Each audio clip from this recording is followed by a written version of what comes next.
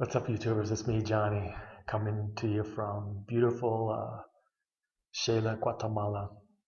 Tonight, or this morning, I want to talk to you a little bit about why people don't seem to understand offshore banking and what offshore banking means in 2016 for Americans. In other words, misunderstandings about bank secrecy and how to keep your affairs private and how things work in the offshore banking world. So first off, I want to start off by talking about Swiss banks and Austrian banks, and maybe even this could apply to Belgian banks way back in the day. Now I'm going back to like the 1970s, when I would say back in those days you probably could get some kind of bank secrecy. But back in the 60s and 70s, we didn't have quite the surveillance state we have now.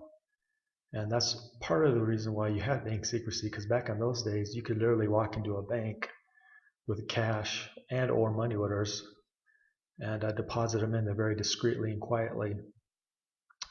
So back in the day, you could actually get cash. You could get more than $10,000 in cash and travel with more than $10,000 in cash and or negotiable instruments such as bearer securities or money orders and actually deposit into an account fairly privately, and it'd be pretty hard to figure out where your account was unless you told anyone about it. Now circa like 19 or the 90s, and from like the 90s to like 2010 or 2016 now, things have changed quite a bit.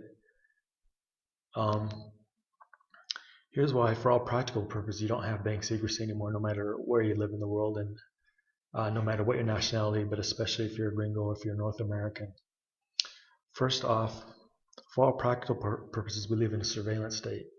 So when you wire money anywhere in the world, it's no secret who you're wiring it to, and probably government and bureaucrats can deduce what you're wiring it for and where it's going, and what your intention is. So that's rule number one. Two, the government can always bribe the banking jurisdiction or your banker. It may not be fair, it may not even be legal, but they can and do it. They can put pressure on banks in a lot of different ways, but the main way the U.S. government does is to shut off the U.S. dollar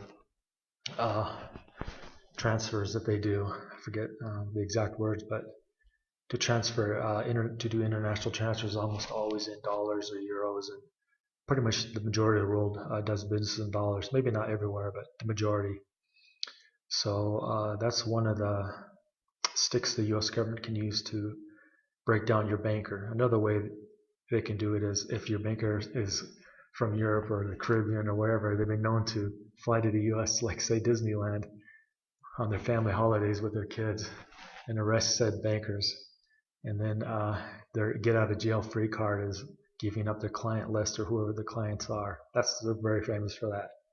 And there's a few other devious and underhand ways they can do that, but that's beyond the scope of this video. Number three, since FACTA, I don't know, 2013 or 2014, FACTA was introduced and still hasn't been implemented in most of the world. In fact, I think in Austria, they still got another 6-month extension on when Austrian banks are going to start reporting accounts of Americans. So if you haven't been reporting accounts, I would suggest you get on that and fill out your FBAR this year and get in compliance and see what happens. Anyways, since FACTA, for all practical purposes, most governments copy U.S. laws. I'm not saying all Western governments have copied FACTA, but a lot of them want to. And to implement FACTA, governments and banks have to basically computerize everything and spy on all their customers. So it may not be the law that they have to spy on all their customers. They certainly have the ability and the intelligence and the software and somewhat the rules and regulations coming from the U.S. government to copy if they so choose to. So even if you do get a second passport and open an account there, there's just a limited amount of privacy even there, because for all practical purposes, they have the software in place to follow or spy on any account they want and report it to whoever they want. So since FACTA, mostly there's really no bank secrecy anymore. Like I said, with modern day software, they can just follow you anywhere you go, from the chip in your computer, from the chip in your passport to the chips in your ATM cards, your credit cards. Now governments can follow you literally on a map and wire back wherever your passport goes or your body goes. So for all practical purposes, from that point of view, since FACTA, they've introduced the technology, the laws for other governments to copy if they really want to spy on you. But yet I'm not suggesting you can't fly under the radar. I'm just suggesting for all practical purposes, it's getting difficult, more and more difficult. Number 4, all electronic transactions are electronic. Like I mentioned before, since everything's electronic, it's digital. You can't really hide it. You can disguise it. You can't really hide it. It's there, and it's probably there for eternity, unless there's some kind of electrical outage that would destroy that record. But for all practical purposes, that record is there. Number 5, this is cash. For all practical purposes, you can't withdraw $100,000 of cash and fly anywhere in the world with it and be legal. Well, I think with the exception of Switzerland, you can withdraw up to 100, 150,000 still. And I still believe you can fly to Hong Kong, I think Singapore maybe, and you might be able to import more than, it's perfectly legal to take more cash. I'm not sure though. I'm not sure on that. They may have recently changed the law on that. Maybe you have to report anything over 10,000, but I do believe with Hong Kong and Singapore, you can take out as much gold as you want and then fly from Austria or Switzerland straight. Don't stop anywhere, and that's not reportable. There's a few exceptions like that, but not many. Let me just turn the page. Got number 6. So this is where I talk about how to get back your privacy. And this is where we kind of get into some misunderstandings of how banking in the offshore really works, and what works and what really doesn't. If you really need privacy, if you really need to shield your assets, the easiest way to do that now, if you're North American, is gold and cash. By gold, I mean gold coins or bars, depending on your net worth and how much money you need to make invisible or shield from creditors or spying eyes of government or who knows. By cash, I mean folding currency cash. I don't mean electronic deposits in dollars or euros. I mean cash. You can always withdraw your cash, put it in a safety deposit box, which I don't recommend, or you can put it in a box and bury it in the ground wherever you live, and then spend it as you need it. And now with the dollar rallying all over the world, it's never been a better time to take some of those dollars out and buy gold and or just leave it in cash and bury it in the ground somewhere. Okay, number 7. If you need accounts, electronic dollars, or you need electronic bookkeeping entries, accounts like that, or yours for that matter, but since for all practical purposes everyone does business in dollars nowadays, I'll just speak to it from the point of view of a dollar holder. But this would apply for euros or Singapore dollars. If you need dollars, then the volume of your net worth is so much that for all practical purposes, you just can't walk into a bank and withdraw $10 million. That's why hedge funds in the coming economic crisis are going to be screwed. They just can't take their cash out of banks, much less $100 million. There's just not enough cash to go around, and it's just not legal, and the logistics would be difficult. The storage, the insurance, and then advertising everyone what you're doing. That would not be cool with modern day governments. So you're going to have to keep the majority of your cash in electronic bookkeeping entries, and for that, you're going to need a lawyer, and you're going to need a trust, and you're going to need a corporate account. For all practical purposes, it's just not wise to keep assets in your own family name anymore. It's best to do it through a trust or a corporation or a combination of thereof, or something like that. In other words, your lawyers are going to be acting as your agent for transactions. So, for example, if you want to buy a house or a boat, or you want to buy gold even, or you want to buy land, your lawyer will whip up one of them fancy-dancy corporations that's out of the local jurisdiction, and he or she will register all your assets in that name. And so if you live in Latin America, like where I live, these assets are usually registered in municipalities. So if those assets are in a corporation, your name won't come up. So you can effectively hide your ownership of those assets. Okay. Number 8. As long as you use your lawyer as your agent, and as long as your lawyer doesn't really live in the West or wherever you're trying to shield these assets from. So if you're trying to shield these assets from people in the West, like say the U.S., you'd want to have a lawyer that probably doesn't live in the U.S. or visit there, or even at all. So just a word to the wise on that.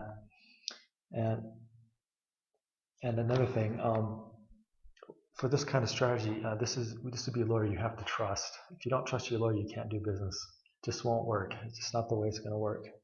So the idea behind this is, if you're going to use your lawyer as your agent, you're going to use your lawyer for a lot of different things. But this is one of them things where you have to build up trust between him and her, and it's like a business. So this is not something to go into lightly. You need to find someone you can trust. If you can't trust a lawyer, then stick with gold and cash and put it in the ground. And then the final thing I want to talk about is how to converse with your lawyer. And if you want to keep things private, you're going to have to do it either on the dumb phone or in person or both. So like if you have your banking contact details, you don't want to be wiring around in emails. It's best to fax those or fax, send them through snail mail, or talk to people about it if you have to do business on your dumb phone.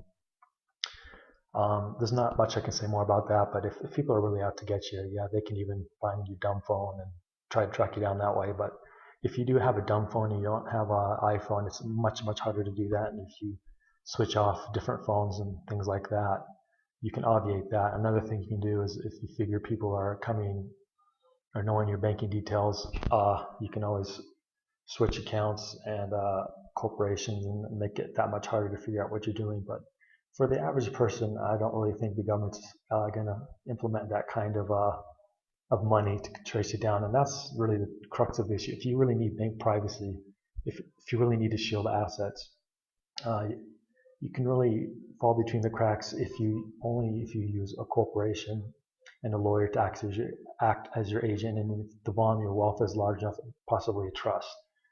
And that's about what I want to say about that. So to wrap up, for a conclusion, there's no such thing as bank secrecy, at least for North Americans, I don't think. If you really need to keep a low profile, the only way you can really do it, and I just want to say a few more things. The only way you can do it is just using a corporation and a lawyer as your agent.